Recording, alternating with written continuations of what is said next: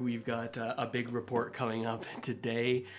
So just as of this morning, we got the Bank of Canada's latest interest rate announcement and sort of indicating where they were going to push rates. Now, headed into this interest rate decision, we thought that the Bank of Canada was going to sort of think on whether or not they even needed to raise interest rates, but it turns out that their decision has been to raise interest rates by 0.25% or 25 basis points, a quarter point hike. Now, obviously, this has big impacts on the entirety of Canada's economy. Now, for today's stream, what we're going to be doing is listening in on the Governor of the Bank of Canada, Tiff Macklem, and his speech that he's going to be giving, because not only did they announce the new interest rate increase decision from the Bank of Canada, but also we're going to see the monetary policy report, a report that comes out, I believe, 4 times a year that sort of shows the Bank of Canada's projections on what is going to happen in the future. So thanks for everyone who's here tuning in live and people watching after the fact. You can sort of see the chat that's going on here.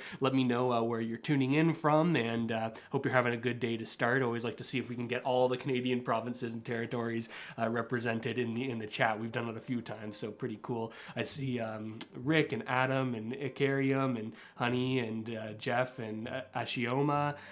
Awesome to see you all here live. Like I said, we're going to be tuning in just a moment when they start to the Bank of Canada's live press conference here, which is going to sort of show Tiff Macklem explaining what's been going on. And this is actually a very important monetary policy report because for the first time ever, albeit not immediately today, we're going to get notes on what actually happened in the Bank of Canada meetings, kind of like minutes for the meetings, like a record of what the decision makers were saying in these meetings that caused them to go with this quarter point hike that we've just seen. So that's going to be interesting. I believe that comes out on February 8th, but like I said, this is going to be up on my screen in the background so we can switch over to it extremely quickly as soon as the governor gets up there to give his opening remarks, and then what is usually most insightful, which is the questions from reporters, right? Because they sort of poke and prod at the governor of the Bank of Canada to see, okay, why did you make these decisions? And here are some maybe questions that are a little more uncomfortable that you don't want to answer, but they sort of push him towards answering those things, usually the more juicy stuff. But before we get into this, I want to sort of show you some of the key takeaways from what was just announced this morning. Oh, actually, it seems like we're getting quickly in here to the press conference. I'm seeing them on my screen pop up. So maybe we'll just hop right into this. And we can go over some of those things. Questions until about 11:45 this morning. Governor Macklem will start with some opening remarks, and then we'll get to your questions. Let me just quickly go over the ground rules. There are a lot of reporters here in Ottawa, and we have some on the phone as well today. I will do my best to make sure every outlet has the opportunity to ask one question. Given the attendance, I'm going to ask people to limit themselves to one question to start, and we'll see about getting a second round in if we have the time. Nous avons beaucoup de journalistes avec nous aujourd'hui, donc je vais demander à tout le monde de vous limiter à d'une seule question. Et si nous avons le temps, on peut essayer une deuxième ronde. If I fail to do so, please state your name and affiliation, although I'm pretty good at that. For those in the room, it'll be important for you to press the button in front of you to activate your microphones when asking your question so that everyone can hear you. And for those on the phone line, I'm going to ask you to please be careful with your audio. Unmute your line just to ask your question only, and then as soon as you're done, please go back on mute. And that way we can make sure that everyone will be able to hear both your question and the answer. Et avant de poser une question, veuillez vous identifier et, comme toujours, libre à vous de poser vos questions dans la langue officielle de votre choix. And with that, I'm going to turn it over to Governor Macklem for his opening statement. Well, good morning. I'm very pleased to be here with the Senior Deputy Governor, Carolyn Rogers, to discuss today's policy announcement and our outlook in the Monetary Policy Report. Our policy decision today has 2 elements. First, we raised our policy interest rate by 25 basis points to 4.5%, and we are continuing quantitative tightening.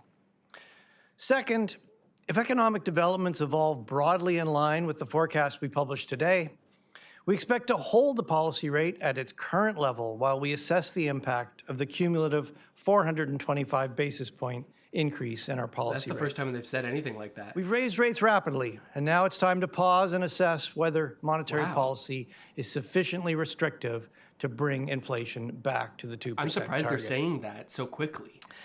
La décision aujourd'hui comprend 2 volets. Premièrement, so I would typically do this is when it's in French, I'll turn it down a little bit to give my analysis, and we'll pop back in when it's back to English because my French isn't as good as it used to be. So that's a big deal. He's saying we're not even going to consider raising rates on the next time. We're going to wait, and we're going to see how things change through the economy, how long it takes for our interest rate hikes to make its way through the economy. So that's pretty huge because that's what people have been waiting for, to see a pivot or at least like a pumping of the brakes for the Bank of Canada. It has big impacts on things like real estate, could even impact rental markets. I'm just sort of listening in while I'm talking to see when he gets back to English. Still French right now, but I think he's getting back into it. At our last two policy decisions, the Governing Council said we would be assessing how tighter monetary policy is working to slow demand, how supply chains are evolving, and how inflation and inflation expectations are responding. These assessments, together with our revised forecast, were important inputs into our policy decision. Recent data suggests that the restrictive stance of monetary policy is dampening household spending, particularly on housing and big-ticket items. But economic growth and employment in the second half of 2022 were stronger than we expected. And so excess demand in the economy has persisted, putting continued upward pressure on prices. Simply put, our overheated economy has not cooled as much as we expected. Global supply chains, on the other hand, are resolving more quickly than expected. And while we're not back to normal yet in Canada, we have seen substantial progress. CPI inflation declined to 6.3% in December, reflecting lower energy prices and some moderation in the prices for durable goods as supply improved and demand softened. Lower gasoline prices are welcome, but prices of essentials like groceries and rent continue to increase too quickly. Measures of core inflation have also been stuck at about 5%. With 3 months rates below year-over-year increases, core inflation will likely start to come down in the months ahead. Still, core inflation needs to continue to decline for total CPI inflation to get back to the 2% target. Regarding expected inflation, our surveys indicate that fewer households and businesses think inflation will stay high for a long time, but short-term inflation expectations remain elevated and are above our own inflation forecast. Based on these assessments, the Governing Council concluded that a further modest increase in the policy rate is appropriate. The bank's ongoing program of quantitative tightening is complementing this restrictive stance. Looking ahead, we know it takes time for higher interest rates to work through the economy to slow demand and reduce inflation. And given the speed and magnitude of the interest rate increases over the last year, their full effect is still to come. We can also see that the interest rate increases we've undertaken to date are already working. Higher interest rates are slowing household spending, and inflation is coming down. With today's modest increase, we expect to pause rate hikes while we assess the impacts of the substantial monetary policy tightening already undertaken. To be clear, this is a conditional pause. It's conditional on economic developments evolving broadly in line with our NPR outlook. If we need to do more to get inflation to the 2% target, we will. We're trying to balance the risks of under and over tightening. If we do too little, the decline in inflation will stall before we get back to target. If we do too much, we will make the adjustment unnecessarily painful and undershoot our inflation target. 2 weeks from now, on February 8th, we will publish for the first time a more detailed summary of Governing Council's deliberations. This summary will provide more insight into our decision-making, so I can be briefer today. But let me say a few words about our economic outlook. L'inflation mondiale reste élevée et généralisée. Dans de nombreux pays, elle a descendu par rapport à son sommet. Wow, that's really interesting. So they're saying that they're going to pause future rate increases, but it is a conditional pause. So they're sort of giving this forward guidance that they'll still do things if inflation starts to get out of hand, but they're going to pause for now because they don't believe that we've fully felt the full impact from raising rates. They've been raising rates at an incredibly fast pace, right? So they're going to wait as of right now to see how these rate increases flow into the economy. We're already seeing less spending because households are strapped because of the raising interest rates and mortgages, raising interest rates causing higher payments on various different kinds of loans. So obviously that flows into the economy because people can spend less on consumer goods, and they think that this could actually amplify over the next number of months as we feel the true impact of interest rates or the interest rate increases. So that's going to be interesting to watch to see if that actually does play out as much as the Bank of Canada thinks it does or thinks that it will, or whether or not the Bank of Canada is wrong in pausing right here and they should have gone further if inflation remains sticky. That's what they're looking at. And once he's back to English here, we're going to flip over to Tiff again. And here he is. And clearly in excess demand. Tight labor markets have shown only modest signs of easing. Job vacancies have come down a little, but remain elevated. The unemployment rate is near historic lows, and many businesses continue to report labor shortages. But as I said, higher interest rates are working to help the economy rebalance. Household spending has moderated. Demand for furniture and appliances has decreased, and housing market activity and prices have declined substantially. As pent-up demand diminishes, spending on services should ease. Higher interest rates are also expected to continue to slow business investment, and weaker foreign demand will weigh on exports. Putting this together, we expect growth in Canada to stall through the middle of this year before picking up later in the year. We project that on an annual average basis, growth in Canada's GDP will slow from about 3.5% in 2022 to about 1% in 2023 and 2% in 2024. Lower energy prices, improve global supply chains, and slowing demand should bring inflation down significantly this year. We expect CPI inflation to fall to around 3% in the middle of this year and reach the 2% target in 2024. Needless to say, there are risks around this projection. The biggest near-term risk is that global energy prices could increase, pushing inflation up globally. We're also concerned that if inflation expectations remain elevated in Canada or increases in labor costs persist, inflation will not come down as quickly as we forecast. Overall, we view the risks around our inflation forecast as balanced, but with inflation still well above our target, we continue to be more concerned about the upside risks. And if these upside risks materialize, we are prepared to raise interest rates further. Je vais conclure sur quelques messages clés.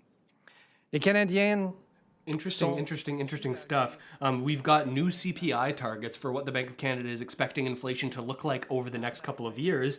Targeting actually in the next 6 months, they said in their report, by mid-2023, they're expecting 3% inflation, which would be a significant fall off from where it is today, sitting in the sixes.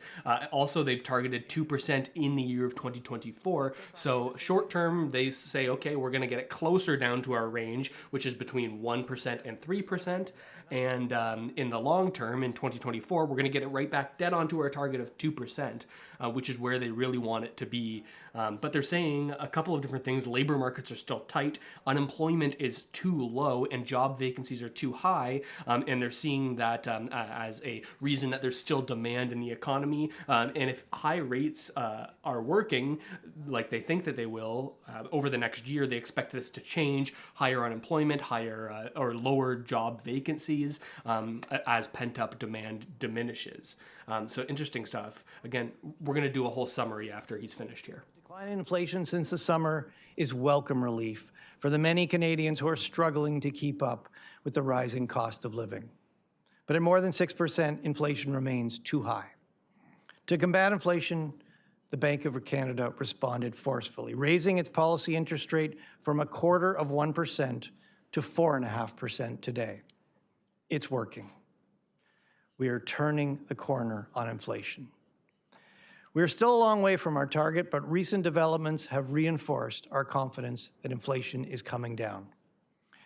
And we are committed to getting inflation all the way back to the 2% target so that Canadians can once again count on low, stable, and predictable inflation and sustainable economic growth. And with that overview, the Senior Deputy Governor and I will be pleased to take your questions. Such interesting stuff. The questions are where the real juicy bits come from, the things that they wouldn't want to say unless they were prompted by reporters. Hopefully we get some good questions here. It's likely going to be one question per reporter, no follow-ups, because it seems like it's a packed house today, even though the chairs at the front are all empty here. Between the Zoom call where they have reporters and the people who are in the room, it's likely we're going to get a lot of different questions here, things impacting real estate, markets, lots of different things affecting every single Canadian. So let's listen in here on Tiff Macklem, Deputy Governor Carolyn Rogers, and their answers to these questions. Thank you for taking the question, Governor. So the bank signaled that a pause is most likely, but you're still prepared to raise interest rates if needed. I'm wondering if you can expand on what "if needed" means. What would you need to see in order to hike rates again at this point in time? Yes, as you said, Mark, we raised our policy rate today, and we've signaled that it's time to pause and provide some time to assess whether we've raised interest rates enough to bring inflation back to target. So, what does that mean? Well, what it means is that if economic developments, and in particular, if inflation comes down in line with our forecast, that'll confirm that we've likely done enough. If, on the other hand, we start to see an accumulation of evidence that inflation is not coming down in line with our forecast, we're prepared to raise interest rates further. I want to stress that this isn't going to key off one piece of data or one release. We're looking for an accumulation of evidence, and there, as you know, we follow a whole range of indicators. But clearly, some of the key things we're going to be looking for is we're already seeing the effects of higher interest rates slowing demand in interest-sensitive sectors. We do expect that to gradually feed through more to services prices, which are going to take longer to come down. That's something we're going to be watching. We're going to be looking to see that inflation expectations come down with inflation. And importantly, we're going to be looking to see that inflation is indeed coming down in line with our forecast. Thank you. We're going to go to Raul from Epoch Times next, please. Thank you for taking my question. Actually, regarding the housing market, the NPR said that the bank expects house prices to decline further, especially in markets that were red hot. Does the bank have an expectation of what the magnitude of house price declines will ultimately be, whether it's 20% or 30%? And just given the decline in longer-term bond yields, especially the 5-year, and that home sales are starting to edge up again, do you see that the downturn in housing overall may be much milder than maybe others might be predicting? There's some positive forces, as you mentioned, immigration and unemployment is extremely low right now, but of course there's still the debt levels. I can turn to the Senior Deputy Governor for that question. Yeah, thanks for the question, Ro. I mean, the housing market's really evolving broadly. Get her mic on. Along the lines that we expected it to. Oh, I'm sorry. There Sorry, you go, Carolyn. I'll start again with my mic on this time. The housing market's evolved broadly in line with our expectations. As you've mentioned, it's come down, activity's come down significantly, and prices have come down as well. It's important to remember they've come down off extreme highs. We saw a real run-up in prices and activity during the pandemic. That was an unsustainable level of activity. It has come down since then. We do expect, as we outline in the NPR, that pullback will continue in the first couple of quarters of this year. But as you also pointed out, there are some fundamentals that we think will lead to a pickup again later in the year. Immigration is picking up again.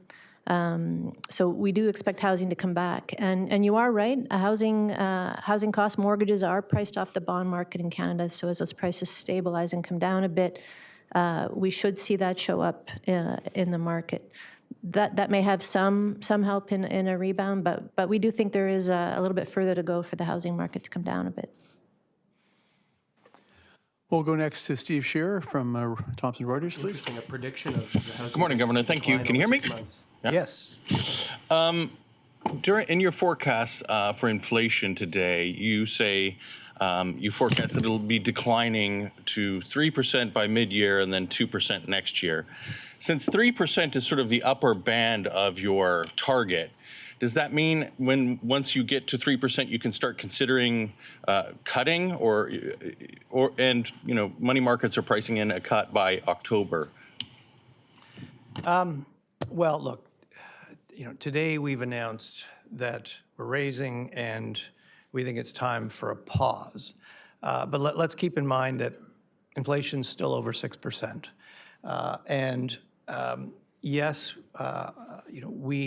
we are certainly seeing clear evidence, and that has reinforced our confidence that inflation's coming down. But look, we do have to be humble. There are a number of risks out there, which we've outlined in the monetary policy report.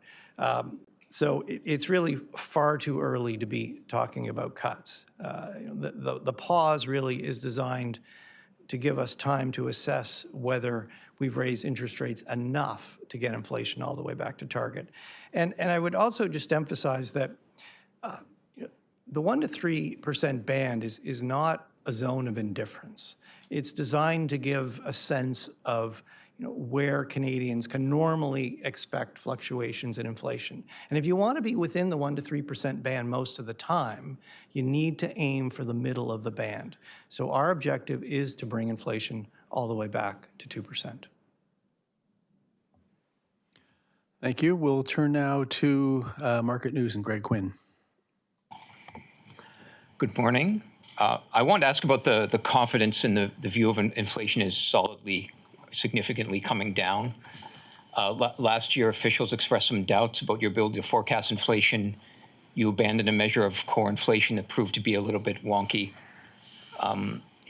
In particular, the view that inflation is of 2%, the target is within sight now.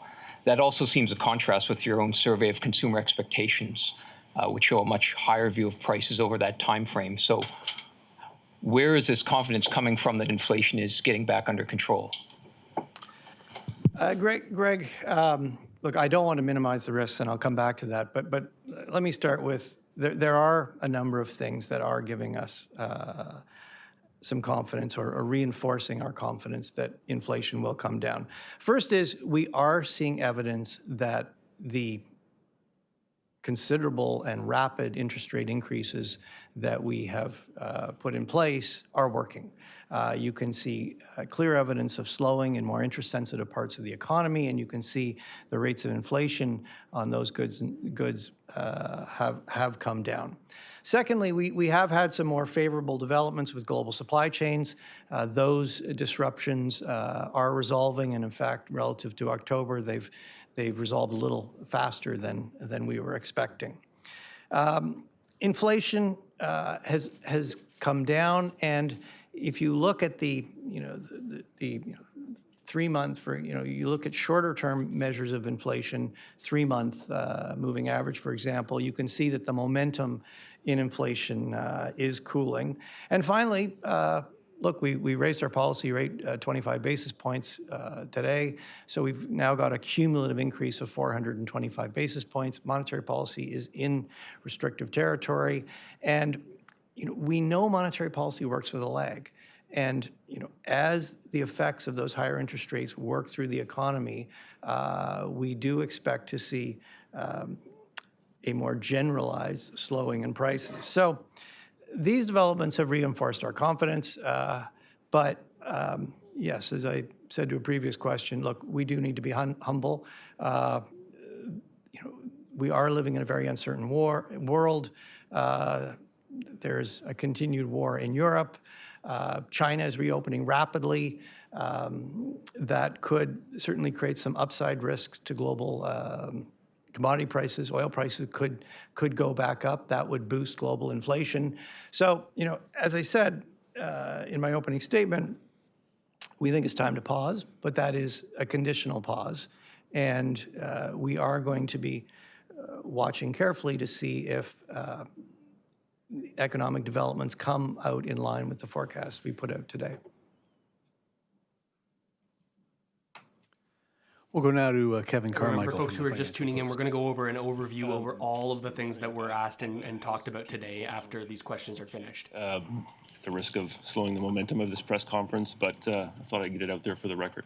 You said last fall, Governor, that you and the government were getting close to some sort of a resolution around the fact that the central bank is on what could be a considerably lengthy period of money losing. Have you come to some sort of resolution on this issue?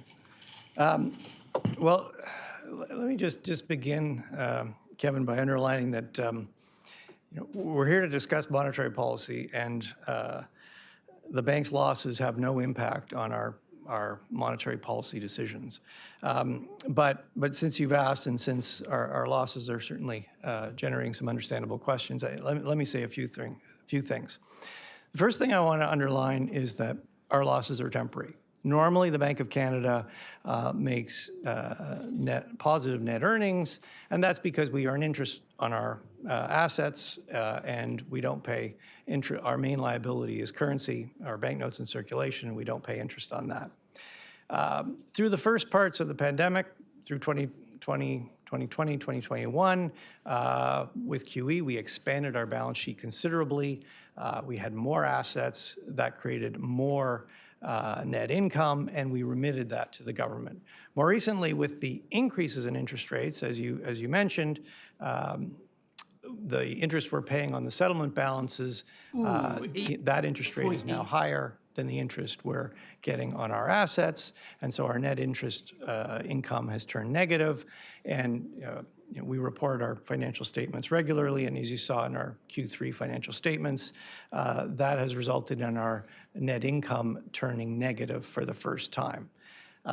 We will have a period of a couple years of likely a period of a couple years of negative net income before our income reverts back to its normal positive state.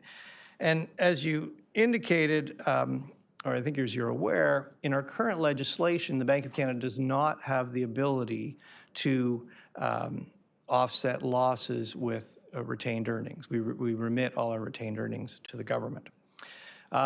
Second point is, I'd underline, is the Bank of Canada is not alone in this problem.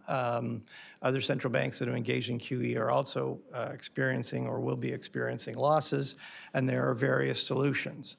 And as you mentioned, the Bank of Canada and the Department of Finance have been discussing what would be the best solution in the Canadian context.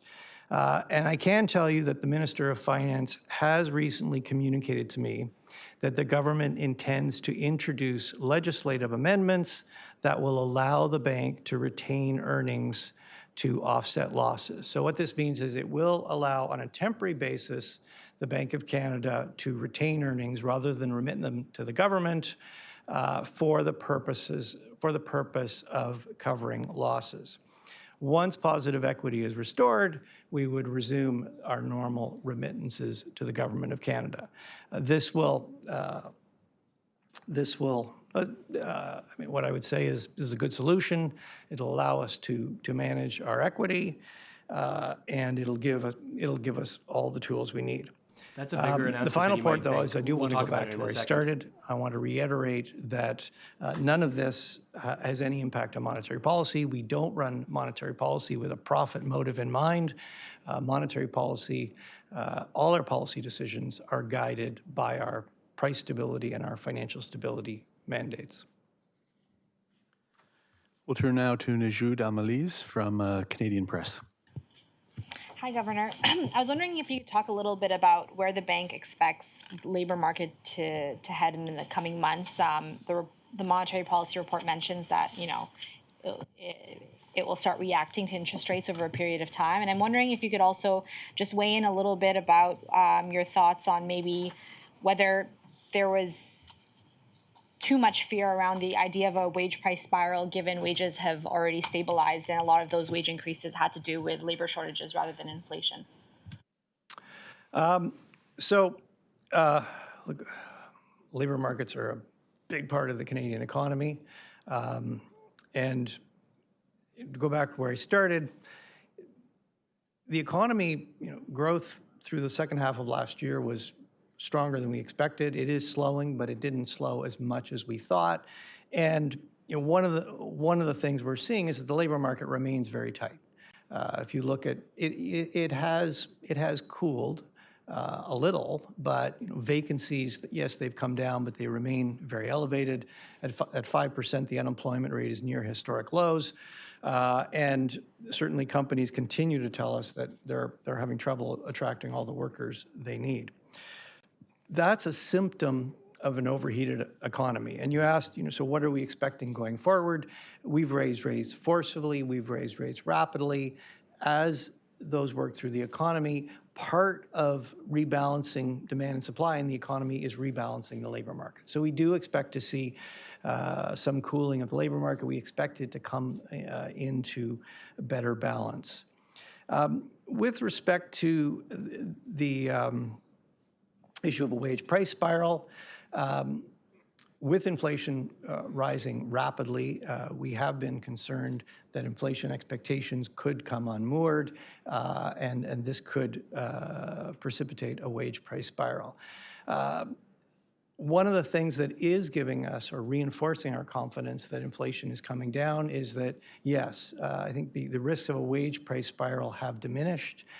Wage growth is running about 4 to 5%. It looks to have plateaued in that range. In addition, if you look at our surveys when we go out and ask businesses and households their inflation expectations, inflation expectations remain elevated, but fewer people think inflation is going to remain high for a long time. So those expectations at the sort of the tail have pulled in. So both those things suggest that the risk of a wage price spiral has gone down. But what I will say is that wages running in the 4 to 5% range, if that were to persist, if that was to be sustained, that, unless there's a surprisingly strong acceleration in productivity, that's not consistent with getting inflation back to our 2% target. So that is something we will be watching closely. Okay, next on my list is Kevin Gallagher from CTV, please. Morning, Governor. I just want to see what your projections are for a recession. Obviously, this might be a bit of a recession by design, since rates were designed to, in many ways cool off the overheated economy. But it does seem like it's a bit of a rosy outlook in terms of the impact. We heard yesterday from economists advising the cabinet, that there could be, they wouldn't rule out, quote, hard landing. The projections within your outlook here for 2023 seem to be more of a stalled, almost a soft landing. So what do you think those projections are, given that there will be a slowing of the economy with these measures? The economy is slowing, and we expect it will continue to slow. We expect that growth through the next 2-3 quarters is going to be pretty close to zero. That is an economy that is stalled. It's not going to feel good. That's basically no growth. We do need this period, though, of essentially no growth to allow supply to catch up. We do need to rebalance. Demand is running ahead of supply. We need to give supply a chance to catch up. That's a big part of reducing the inflationary pressures, and that's a big part of restoring price stability. But I don't want to pretend that it's painless. It's not painless. We've raised interest rates forcefully. That is impacting many Canadians. We are seeing it's working. We're seeing it's working in those interest-sensitive sectors. and we think it will continue to spread through the economy. And once supply catches up with demand, inflation will come down and growth can be restored. With respect to, is that a recession? Is it not a recession? I guess the way I would put it is with a projection of roughly zero growth for 2 to 3 quarters, what that means is it's just as likely that we'll have 2 or 3 quarters of slightly negative growth as slightly positive growth. So yes, it could be a mild recession. It's not a major contraction. Bon, passons maintenant à Olivier Ferron-Boissé du réseau TVA. Bonjour, merci de prendre nos questions, Monsieur le Okay, Gouverneur. again, so since we're going into French, and my French, and I think many people on this channel's French isn't that great, I'm going to keep this up here so we can sort of see when they start speaking English again. But going over a couple of the sort of key things that have sort of been said here in the past few questions, and then again at the end of this press conference, we're going to go over a full summary for people who haven't been with us since the beginning. Some interesting things that recently, just talking about the labor market, saying that the labor market is still far too tight for the Bank of Canada's liking, meaning that it's still too hard for employers to hire people with the skills that they want for those positions. And there's still too many job vacancies. All of these things point towards an extremely tight labor market.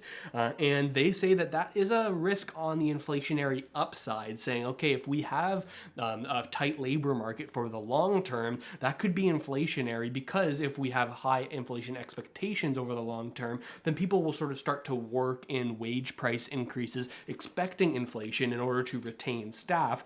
And that increase in wages leads to those companies having to pass on those higher prices for labor into the products that they sell to consumers. So that is why they sort of see this as an inflationary thing, and they say, okay, in order for things to moderate, we've got to get things back to a more balanced area in the labor market. Thank the people on the line for their patience. I just have Randy Thantong Knight from Bloomberg. Hi, Governor. Is there a risk that by explicitly signaling a pause that could reignite some inflationary pressure, and are you still more worried about the risk of under-tightening? Well, I think we did a pretty thorough job of outlining the risks in the report. I think why are we signaling that we think it's time to pause?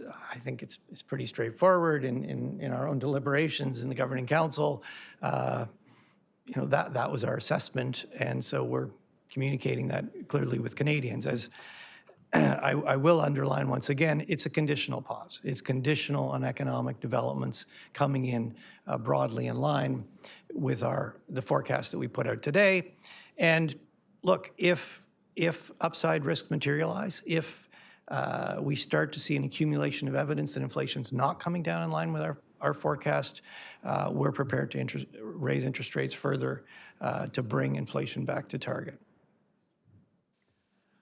Okay, we're going to go to the phone lines now. I've got 4 people on the list, and we're going to start with Craig Lord from Global News. Go ahead, please, Craig.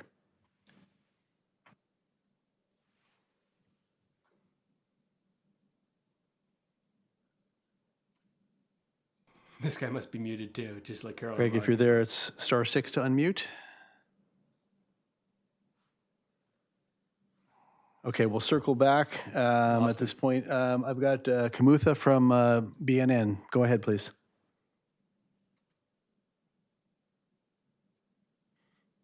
Maybe this is an issue for the Bank of Canada, not for the reporters. Okay. I'm wondering if there's an issue on the line. Alicia from Yahoo Finance.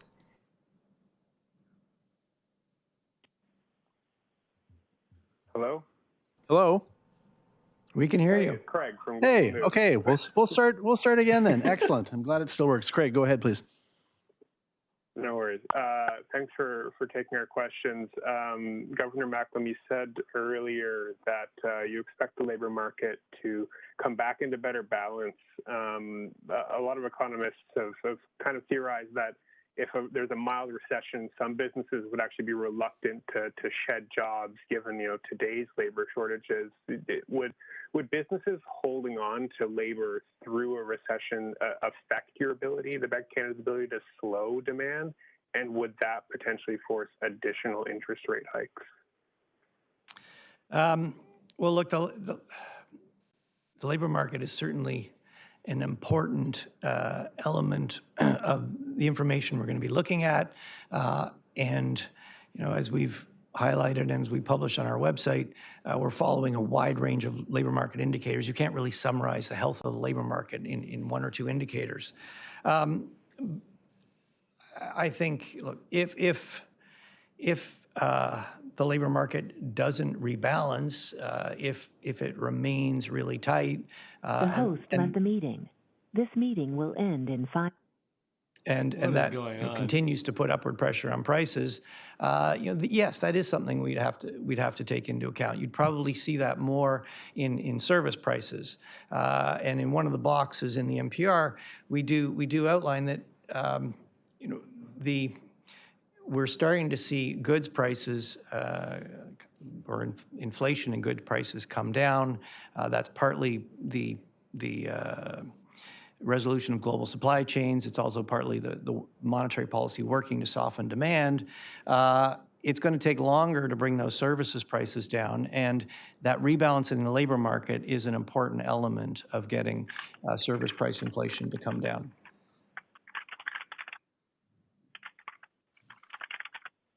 Okay, this is I'm kind of a scuffed press conference right now.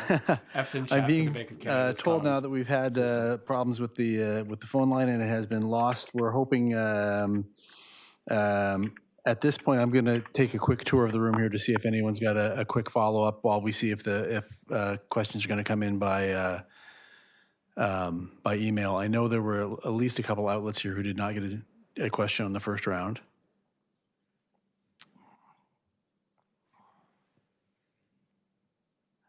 Okay, I think apparently we're back. Kat Eschner from TVO, are you there?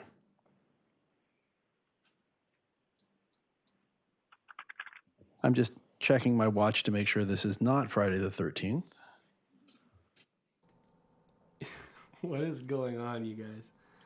Okay, I'm going to go to Najud, who had a follow-up while we try to sort this out in the remaining couple of minutes. Najud? Yeah, as the bank now shifts to a different stage where it's pausing its rate hikes, what communication challenges do you see ahead for the Bank of Canada when it comes to communicating with Canadians about its role in the economy? Well, I think a few key things here. First of all, 6% inflation is better than 8% inflation, but 6% inflation is still way too high. And Canadians are still feeling the pain of rapid increases in the cost of living. Economic developments have reinforced our confidence that inflation is coming down, but it's going to take us a while to get there, and the economy is going to be soft. I mean, we think growth is going to stall. So this is going to be a tough adjustment. I think the key message is it's working. We do think that the momentum in inflation has shifted. Inflation is coming down. And as we get through that, as we get inflation back down to our target, Canadians can enjoy the benefits of being confident that inflation will be low, stable, and predictable, and we can resume to positive growth. But I don't want to diminish the adjustment that we have to go through to get there. It's going to be worth it. It's working, but there is an adjustment. Okay, I can tell you we have received one of the questions online by email. I'll just pose it on behalf of Kat Eschner from TVO. She's asking if, Governor, could you please tell more about the range of labor market indicators that the bank is watching to establish what it considers the maximum sustainable level of employment? Actually, I'll ask the Senior Deputy Governor to say a few words about that. Turn my mic on this time. Thanks for the question, Kat. We watch a really broad range of indicators, but really at this point, by any measure you look at it, the labor market continues to be tight. I mean, there's a couple of good elaborations of this in the NPR report. Chart 10 is one that we've included for a while now, and you can see a number of data points that tell us that the labor market continues to hover around record highs.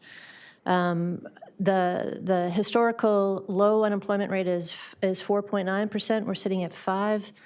Unemployment is below pre-pandemic levels in every province in Canada. So those certainly are key indicators, but as the governor said earlier, there really isn't a single indicator that tells us without reservation that the labor market has recovered. So we're going to be continuing to look at this broad range of indicators, and we're going to add that to other data we see. As we've said, the pause that we're communicating today is very conditional on the economy evolving the way we've laid out in our NPR. It took us an accumulation of data to get to the decision that we made today, and to get to the decision to pause, it will take an accumulation of data in the other direction. We need to see momentum turn to come off that pause. But if it does, we will absolutely act the way we have acted continually over the last year to get inflation back to our 2% target. Okay, I'm going to make one more attempt here. Kamutha from BNN, if you're on and you can hear, please press *6 to unmute and see if you can ask your question. Fingers crossed. Hi there, this is Kamutha Ramanathan. Governor Macklem and Senior Deputy Governor Rogers, conversations on Bay Street have already started about interest rate cuts. What are the parameters for such a cut? And do you think these Bay Street observers are getting it wrong by discussing such a shift at this stage? I think it's far too early to be talking about cuts. Look, inflation is still above 6%. Yes, recent developments have reinforced our confidence that inflation is coming down, but we have a long way to go to get back to our 2% target, and we are resolute in our commitment to get all the way back to 2%.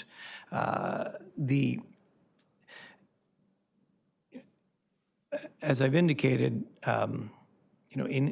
we're talking about a pause, and the pause is really a period to allow us to assess whether we've raised interest rates enough to get inflation back to target. We're trying to balance the risks of over and under tightening. We don't want to underdo it, and then inflation stalls on the way down. So, to end off where I started, it's way too early to be talking about cuts. Okay, I've got one more on the line, and I've got one by email. I'm going to ask Alicia from Yahoo Finance if you can unmute by pressing *6. Okay, thank you for giving me another shot here. Governor Macklem, what's your message to Canadians who are still feeling the impact of high inflation with higher debt costs and grocery prices remaining stubbornly high? How do you want them to think about this conditional pause? Well, I think the message to Canadians, first of all, is that we know inflation's still too high, and we know that's affecting Canadians. We're acutely aware that low-income Canadians are disproportionately affected by this high inflation. They don't have extra savings to buffer the price increases, and some of the largest price increases have been in essentials, in groceries. Food prices are still going up 11%. Rent is rising. Rent is increasing. These are essentials. These are not things that you can cut back on. So we're acutely aware that Canadians are feeling that. I think our second message is the Bank of Canada has done a lot. We've raised rates now 425 basis points on a cumulative basis over the last year. That is that is putting an increased burden on Canadians that have high debt loads. That is stretching them. But what we see is that, as these interest rate increases are working through the economy, they are working to rebalance demand. Inflation is coming down. And yes, we're going to have a period of virtually no growth for the next few quarters. But as inflation comes down, the growth will be restored, and it's going to be worth it. Okay, I had two people actually who were affected by the problems that we had on the line, so I'm going to ask these two really quickly. First, Reed from CBC wants to know, how long can Canadians expect to live with high interest rates? Look, as I said earlier, that's really going to depend on the evolution of the economy, the evolution of inflation. It's too early to talk about cutting interest rates. We've announced a pause today, and that pause is conditional. It's conditional on economic developments coming out in line with our forecast. If we need to do more, if we need to raise interest rates further to get inflation back to the target, we will. It's too early to be talking about cuts. And the last question I have, Tony Mace from Mace News, asking what our sense is of how restrictive financial conditions are currently, and how is that affecting our thinking about policy? Well, we've raised rates cumulatively 425 basis points. We've also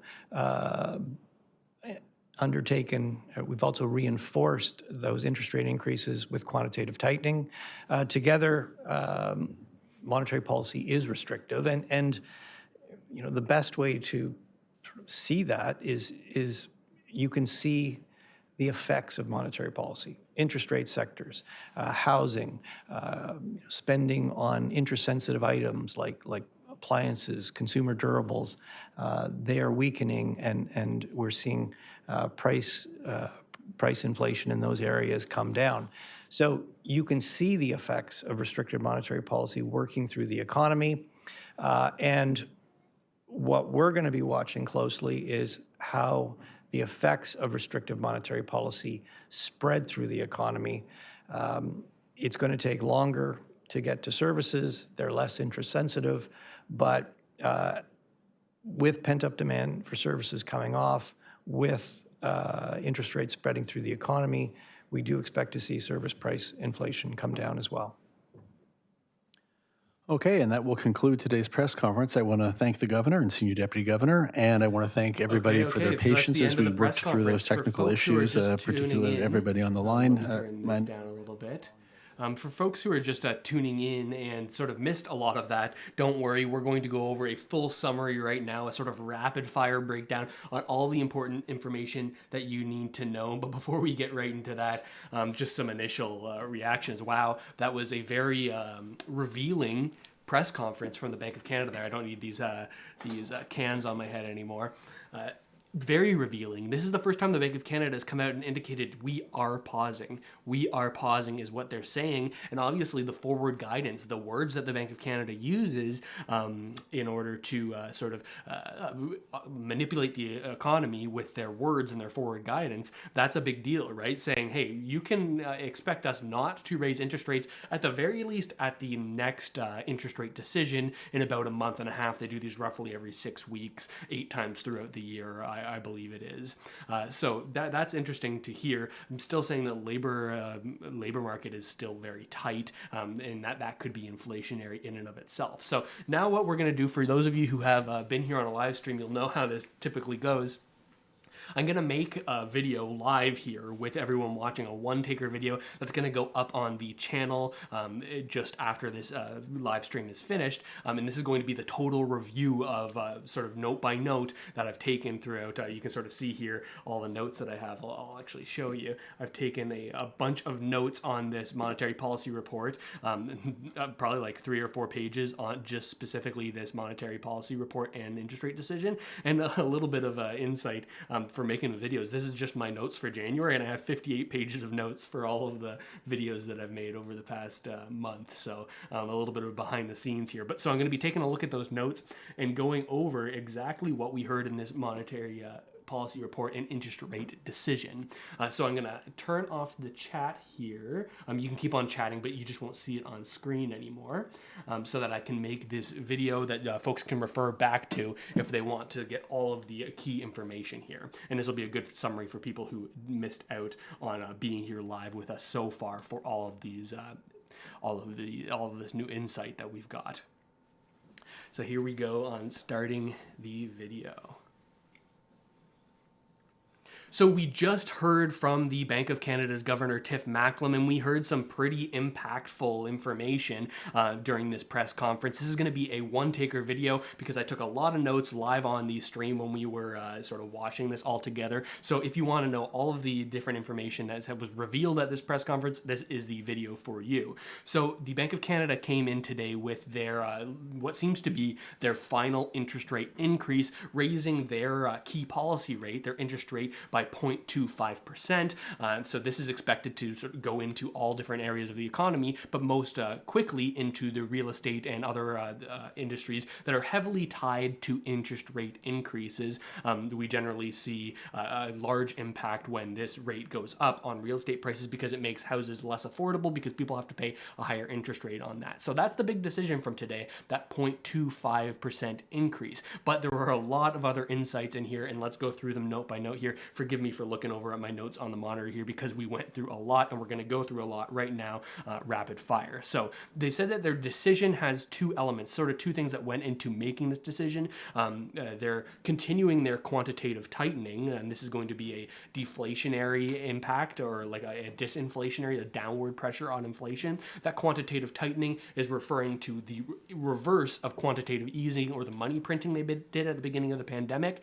Instead, they're going to let the bonds that they purchased roll off of their balance sheet, and that like selling pressure in the bond market should push rates down a little bit, or actually push rates up rather. Yeah, because as bond prices go down, bond yields go up.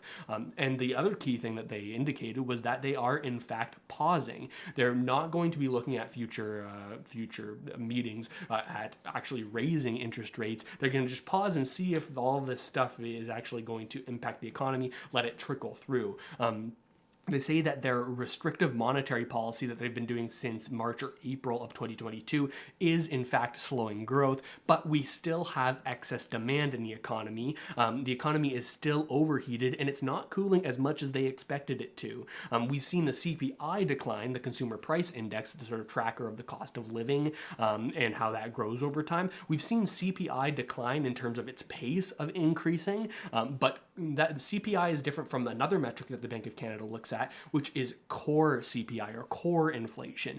This is an inflation metric that cuts out some of the more volatile elements of the CPI, such as fuel and food prices, things that are less domestic and more international. So they cut those things out, and they're saying, hey, with those two things cut out that are very volatile, we're still seeing core CPI very high, and we're not really a big fan of that, which is likely why they raised a quarter point today. They said that their quantitative tightening that we just discussed is, however, complementing their restrictively high interest rates. But they project that the full impact of these interest rate increases has not yet been felt in the economy. This is some kind of bearish information that the Bank of Canada is putting out there, saying, hey, we really increased interest rates an entire 4% or 4.25% since the beginning of when they started raising it.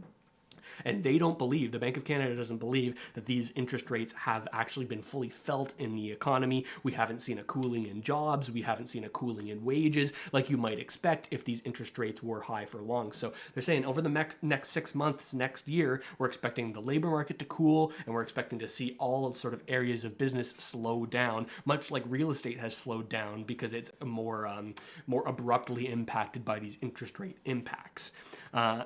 They say that they're because they haven't felt the full impact of it, that's why they're pausing, but this pause is conditional on the economic situation evolving in the way that they expect and actually hitting the CPI targets that they've projected, which is one of the other major insights that we got from this monetary policy report, and that is that they have new CPI targets. They're expecting in the next 6 months, they said mid-2023, that CPI will be back down to 3%, and that in 2024, they'll be back down to their 2% target. This is a big change from inflation sitting around 6% in the sixes where we are today, going down an entire 3% to the upper limit of their band of acceptable inflation, which is 1 to 3%. That's where they're saying, okay, that kind of range of inflation is pretty okay.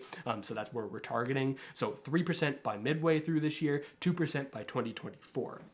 So they say that in order for them to continue this pause, they're not even talking about cutting rates at any time soon, but in order for them to not hike again in the future, they would need to see these CPI targets hit and things going in the way that they've projected them to. But they say there are some major near-term risks that could alter their projections, right? One is the global energy prices increasing. They don't have a lot of control over this. If energy prices were to increase, this would be an inflationary pressure, and that could cause them to not hit those CPI targets that they've really honed in on here. But they say that they're still more concerned about the upside risk, which is that inflation is stickier, especially in services, than they would expect. Seeing that price increases could stick around for a while with wage increases and businesses having to pass on those costs to consumers of higher wage prices, that could be a higher inflationary pressure, and that it could stick around for the long term. So there's upside inflationary risk and downside inflationary risk. But the message to Canadians that are struggling with the rising cost of living, this is what Governor Tiff Macklem really emphasized, is that's why that we are turning the corner when it comes to inflation. They're expecting it to come down, and they, of course, need to sort of put this out there because they want people to believe that the Bank of Canada has this under control. This is another policy tool, right? The way they talk about things actually has an impact on the economy. So that is quite interesting. So that was the entire press conference, but then we got into some of the more juicy stuff, which is what the Bank of Canada responded to. These were questions from reporters. They sort of will ask more uncomfortable questions, and we often get the juiciest information from these questions. So the one question was, while we see that the pause is most likely for the next while, what would you need to see in order for you to start hiking interest rates again? They said that they needed time to assess. They don't want to over tighten, right? That's a downside risk. If they over tighten, raise interest rates too much, and their monetary policy is too restrictive, well, that could be extremely painful for the average Canadian who's dealing with a prolonged recession. So they don't want to over hike to create this really deep recession. And as long as they hit their CPI projections, it's going to confirm that they've done enough and that they could pause for the long term and even pivot potentially by the end of this year if we see something and actually lower rates. But they're going to be looking at the data as things evolve. The next question was about the housing market. Inside of the monetary policy report, which was just released today along with this decision, they said that they expect housing to decline over the next 6 months. But what we don't know is the full magnitude of how far housing prices will decline. There are some things that are suggesting that this could be a more shallow housing decline than some could expect, and that we'll actually see increases in housing prices sooner rather than later. The reason people are saying this is because the 5 and 10-year bond markets, yields on those bonds are coming down. Now, the reason that impacts real estate is because those bond markets highly impact the rates at which people can borrow for mortgages. So if we have lower rates on 5 and 10-year bonds, then we likely have lower rates on mortgages, which encourages buying, right? So that's why folks are wondering, will this be a more mild housing recession, especially with immigration targets being increased to 500,000 new Canadians a year? To that, the Bank of Canada said, so far, the decrease in housing prices that we've seen has been in line with our expectations, coming down off the extreme highs of the pandemic. They said that the pandemic market was unsustainable and that they expect the further pullback over the next 6 months, but that the fundamentals that we've talked about, immigration and bond prices stabilizing, maybe even coming down, could lead to a increase in real estate prices or a slowing of the amount of declines that we see. So that was some insight on the housing market. Really interesting to hear the Bank of Canada's perspective on that. Continuing on with our rapid fire notes from this press conference, one question was, since 3% is the upper band of where you want inflation to be, would you consider cutting rates once you get to 3%? Like, is 3% going to be good enough for you to stimulate the economy again? To that, the Bank of Canada and Tiff Macklem responded, hey, whoa, this is going way too fast, folks. We are not going to talk about cutting rates yet. It's way too early to talk about rates. This is what the Bank of Canada is saying. We're only pausing to evaluate to see if the interest rate increases we've done will be enough to impact the economy in the way that we want it to. He then goes on to say the band is not a zone of indifference. We want 2%. We target 2%, but that 1 to 3% is just a range to set Canadians' expectations that they should, in a reasonable economy, expect inflation between 1 and 3%. But the Bank of Canada is dead set on that 2% rate that they are saying will happen in 2024. Now, whether or not you believe we're going to get there or not is an entirely different question.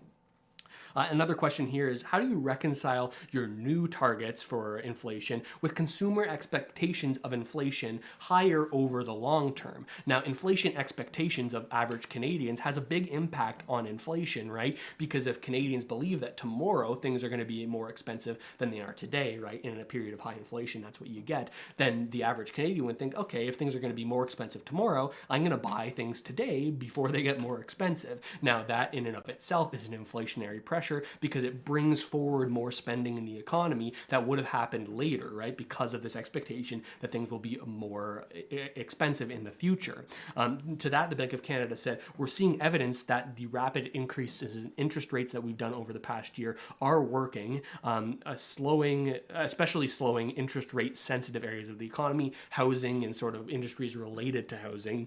Now they're looking at the 3-month average for inflation, something we talked about on the channel that is definitely having a decrease. We're actually seeing, if you were to annualize out the 3-month trend, that we would be around the range of 2% inflation, which is where the Bank of Canada wants it.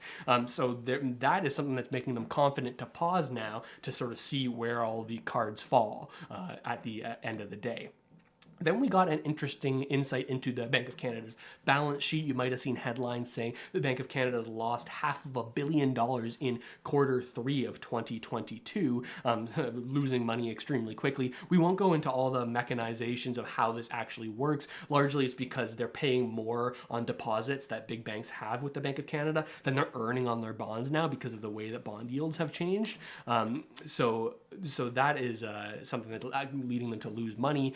Typically, when the Bank of Canada makes money, they'll give all this money to the government at the end of the year. But now they've actually lost money, so they're going to ask for money from the Canadian government to sort of fill this hole. It seems here that the Bank of Canada, and this is the first breaking news that we've gotten about this, is that the Bank of Canada governor has talked with Chrystia Freeland, the Minister of Finance in the Liberal government, and she says that they are going to change regulations to allow the Bank of Canada to retain earnings and what sounds like to retain losses, sort of not have to pay them and just sort of create a deferred asset that they can sort of pay back over time. So instead of the Bank of Canada having to get paid by the government of Canada to fill that hole, instead they can just sort of keep that hole there as a debt, and in future years when they get back to positive equity, they'll start sort of paying back that big hole, and then once they are fully out of it, they'll start paying the government again whatever increases they see. So that's interesting to hear that is the direction they're going. Then there was talk about the labor market in Canada. I'm wondering, is there too much fear around the wage price spiral risk? Of course, that wage price spiral is in relation to the inflationary impact of higher wages, which we've talked about already a little bit. The Bank of Canada says the labor market's still very tight, and we still need to see cooling here in order to balance inflation and get the economy right in the right spot where we want it. For a wage price spiral, with inflation going up quickly, they have been concerned about this. If people expect high inflation, then more wage increases will be worked in to those job offers and as an incentive to keep employees at your company. But what the Bank of Canada is saying is that they're seeing wage increases be steady over the long term at 5%, sort of plateauing. What they would have been concerned about is if wage price increases went above 5% and sort of continued an upward trajectory. Right now, they're sticking around 5%, have been that way for the past 4 months or so, and they're actually expecting to see this come down because they said that if it were to remain at 5% wage growth over the long term, that would be inflationary unless we simultaneously have a very high productivity growth, right? If average Canadians can be more productive on average, then a 5% wage gain isn't inflationary. It's just a result of being more productive. But if we do see that 5% without the growth in productivity, well, that would be an inflationary impact. Then the Bank of Canada was asked about their prospects of a recession. Do you see a recession coming in the future? Especially because yesterday, experts that were talking to the Liberal government, the Liberal cabinet, sort of advising them to help them draft new policy for this upcoming sitting in the House of Commons, those experts said that they wouldn't rule out a hard landing, meaning a very long and prolonged recession. But the Bank of Canada sees things differently, predicting a soft landing, kind of predicting that they're going to do a good job with managing things. Now, to this question, the Bank of Canada said, hey, we're going to see pretty much zero growth over the next year. We need this for supply to catch up to demand. That means like a 0% growth in GDP, which is something that in normal times would be absolutely awful. But the Bank of Canada is saying this is going to be painful. We're going to have to deal with this lack of growth, a sort of stagnation in terms of quality of life in Canada in order to get inflation under control, get demand back in line with supply. But they don't see this being a major contraction, though they do recognize that this is going to hurt individual Canadians. And when asked what his final message was to Canadians who are struggling with the high cost of living while simultaneously dealing with high borrowing costs because of the raising interest rates of the Bank of Canada, Tiff said to Canadians, we know inflation is still too high. 6% is better than 8%, which it was before, but low-income Canadians are impacted heavily by this because they don't have a buffer of savings to sort of buffer against these price increases. So this is impacting low-income Canadians the most, and we recognize that. The second message that the Bank of Canada said is one of confidence. We've got this under control. We've already raised rates by 4.25%, 425 basis points. We think that's going to be enough. That's why we're pausing here to see how things develop over the future. So we've got it under control is the Bank of Canada's messaging. Of course, whenever you hear a message from the Bank of Canada, you think, what does that do to the economy? Because of course, forward guidance is one of their key tools that can impact the Canadian economy. So you got to take that with a grain of salt. So that's the overview of everything that happened in this press conference. I hope that you found that at least a little bit helpful. If you haven't already done so, make sure to subscribe to the channel for more Canadian-focused financial updates just like this one. And with all that said, thanks so much for watching, and I'll see you next time. So those of you who are here still with me on live, that was the end of the video. You just got to see a live one-taker of like a 25-minute video. That was a speech. I don't have a water with me, so I'm going to kill the rest of my coffee here.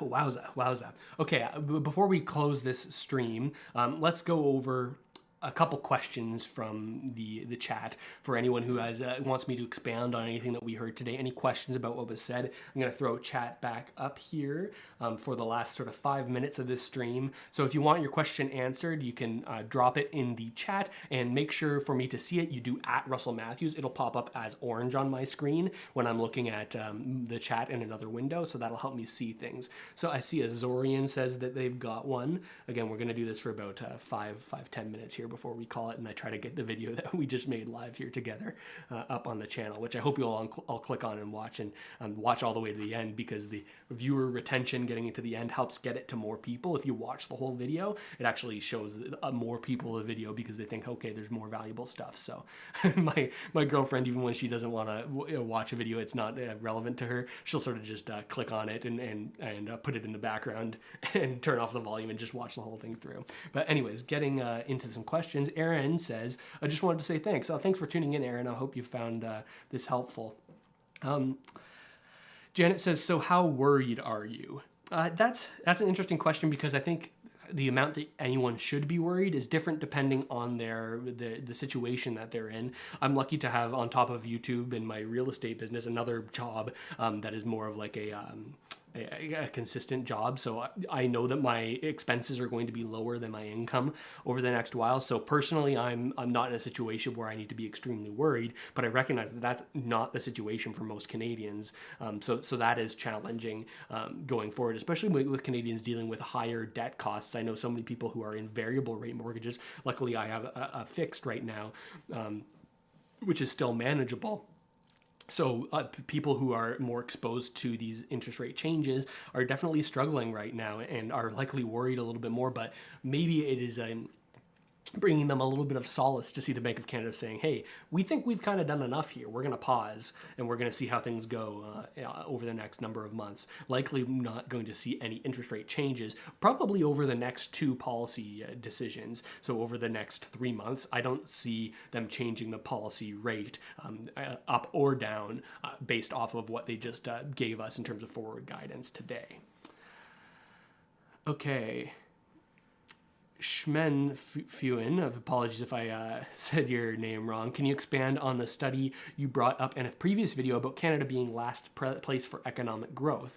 Yeah, that was a video that I actually put out, I think yesterday or maybe the day before, talking about the lack of R&D, research and development done in Canada, and the growth of Canadian businesses. We have a low growth in terms of GDP per capita, the amount of productivity for each individual person, like taking the total amount of goods and services and productivity in Canada, all those sales, and dividing it by the amount of people in Canada. The pace at which that number is growing is lower in Canada than any other country when we project out to 2060. And this is a big deal because it has an impact on the quality of life for Canadians, because if we have a higher output per Canadian, that is a higher quality of living per Canadian, because on average they'll be making more per person, whereas in Canada we haven't really been trying to increase this number. Instead, we've been increasing our top line GDP by adding more and more people into the country to try to increase this gross domestic product, which does increase the gross domestic product, but not on a per capita or per person basis, which has a big impact. So that was you can check out my most recent video if you want more details on that conversation. I believe, so Incomplete Message says, did the Fed vote on the debt ceiling yet? Are they raising it or the West in full default? I don't believe that they decided to raise it. They decided that it was going to stay even, but I'm not totally up to date with that story, so I'll have to update you on that a little bit later. Canadian Kid says, do you think the phone debacle will add any more negative confidence in the Bank of Canada? Hey, maybe people say like, oh, you can't handle your tech. Maybe how do we expect you to handle inflation? I don't know if that exactly relates, but maybe there might be some people thinking that. Brett Holman says, what impact does government spending and raising taxes have on inflationary pressures and the effort to reduce the rate of inflation? This is a very interesting question, and something that was actually asked of some of the economists that have been consulting with the Liberal government on what their economic policy should be going forward. Like, should we be spending to help people with the high cost of living, or would that spending be inflationary because we'd be adding more money into the system? More money chasing fewer goods causes inflation. So they're quite worried about this, and this is what the World Economic the International Monetary Fund warned Canada about, is like, don't spend too much because you're going to undermine what the Bank of Canada is trying to do to get inflation down. Actually, there was a very interesting rule of thumb talked about yesterday with that economist press conference, saying that $5 to $8 billion in spending is roughly equivalent to a quarter-point hike by the Bank of Canada. So if the government of Canada were to do more spending to the tune of $5 to $8 billion additional spending that was through cash transfers or with other programs, that would actually have the same impact as lowering the Bank of Canada's rate by 0.25%. So at the very same time that the Bank of Canada just raised by a quarter point, if the government spends $5 to $8 billion, if you believe this rule of thumb, well, then that would be just like counteracting what the Bank of Canada just did. So that I found that rather interesting. George Dion says, thank you so much. This has been very helpful. I'm glad you found it helpful, George. We've also got, when is January CPI coming out? I believe it's like in the, I think we saw it earlier this month. We saw December's earlier this month, around the 14th or 15th of January. So likely 14th or 15th of February, just after my birthday on February 11th, is when we'll see January CPI. February 21st for January, says Janet. Okay, that's good insight. We've got a question here saying, could you do a video on how many times they've changed the CPI and what each change consisted of, and if you see a change in the future? That'd be interesting because there's a long history of Stats Canada changing what is inside of the basket of CPI to more reflect the modern economy, but I'm not fully in the loop in terms of how that's changed over like the past 20 years. So that would be a good idea for a video. I'll have to look into that.